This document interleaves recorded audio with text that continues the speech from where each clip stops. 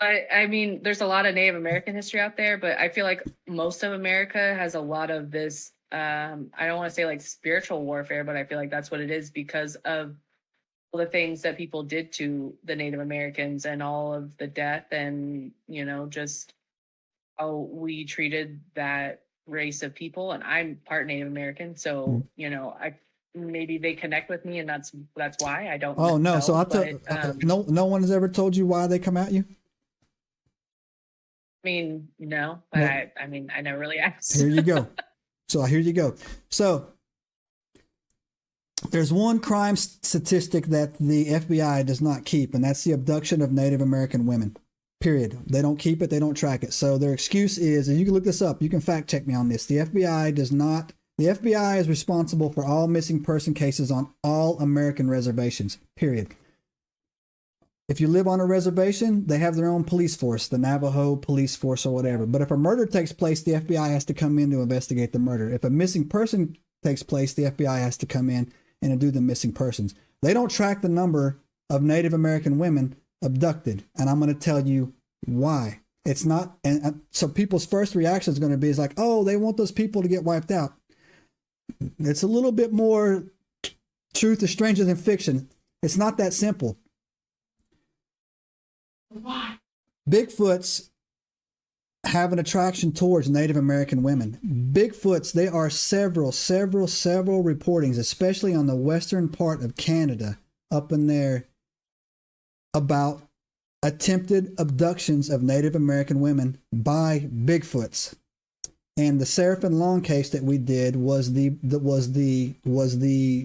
craziest story that I ever heard, but I just had to scratch the surface, and there was a laundry list of them that came out. Our government knows these things are real. In fact, I'm reading a document right now about when Mount St. Helens exploded. They recovered Bigfoot bodies, and the Air Force actually treated some Bigfoots for burn wounds in a separate campsite. This is written in reports and it's coming out and it's coming to light. Seraphin Long said that it was not uncommon for girls in her tribe to be abducted by what they would call the wild men and get pregnant. They would keep them, right? So Seraphin Long's story was she got sick and it brought her back, and then she had the baby and her brother took care of the baby, and she eventually recovered and she went on to tell her story. There's something about Native American women, your bloodline or something, your connection to the spirit realm, which I think these Bigfoots are somehow connected as well. Something about you that they want. And when they go missing on these reservations, they don't track them and they don't report them. And people are going to say I'm nuts, but I'm telling you, that's why. And I'll tell you why, right? I'll tell you why. Some people say, oh, no, that's not the case. They hate us. They want us gone. Trust me, in 2024, if they wanted you off your res, you would be dead already. If they wanted to kill you, they would, right? It's not that.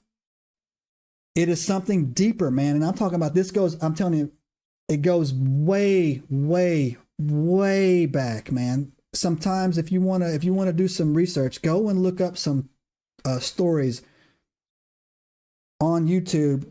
When the Native Americans would tell tales, they referred to a time before horses. There was a time that the Native Americans didn't have horses. The horses didn't show up in North America until the Spanish conquistadors brought them to South and Central America, and they just migrated north. There is a long, long, long oral tradition of passed down stories by Native Americans during the time before horses. And it is fascinating. So there's something about your blood. There's something about your connection, your ancestry. There's something there that makes them attracted to you. And that could possibly explain why all this weird fiduciary, it keeps happening to you. And you might as well tell your son, buckle up, champ, because there's going to come a time. There's going to come a time when this gets passed down to you. So it's fascinating. And I think that also that that type of storytelling and that type of explanations and that type of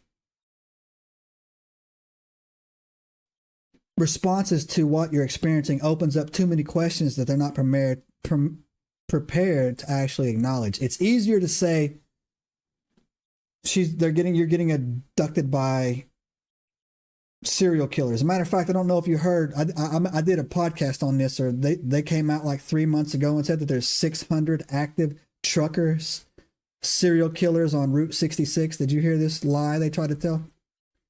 Yeah. So you can go look it up, man. It's on one of my channels out there. But that's a lie. It's a complete lie. If there's that many, I'm catching one. I'm not even gonna try. You know what I'm saying? Like, I'll catch one of these guys, right? If there's 600, right? But they keep trying to make up excuses for the fiduciary that goes on, because if they acknowledge one truth, right? Then that means the rest of it's lost.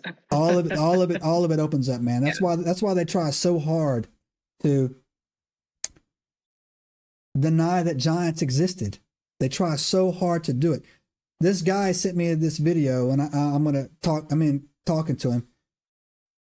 George Washington, do you know that he had a grandfather that was named, like, I think it was John Washington? It was either his father or his grandfather, who killed 6 giant Indian chiefs that were like 8, 9 feet tall with 28-inch calves. He lured them into a trap they were wearing peace medals, right?